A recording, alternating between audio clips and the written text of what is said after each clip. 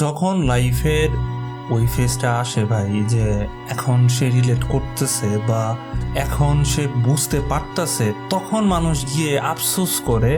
আর ওই যে জিনিসটা মানে আমি খুবই এই জিনিসটা শুনে আমি আরও বিরক্ত ফিল করি যে অনেকেই মানে গুরুজন বা অনেকে আঙ্কেল যে বলে আমার মতো এই দোষটা তুমি করো না, আমার এই ভুলটা তুমি করো না। আমার কথা হচ্ছে, আপনি আরেকজনকে এই যে জ্ঞানটা দিচ্ছেন, আরেকজনকে যে পরামর্শটা দিচ্ছেন, অ্যাকচুয়ালি আপনি নিজের সেলফ রেসপেক্টটা ডাউন করতেছেনই, সাথে আপনি একজন অসফল ব্যক্তি।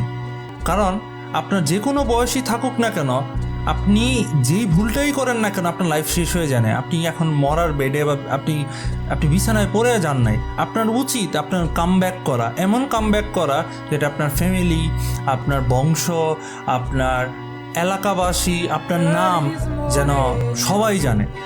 সো এইটাই আফসোস নিয়ে আই ডোন্ট নো, আফসোস নিয়ে মারা যাওয়ার কিছু নাই।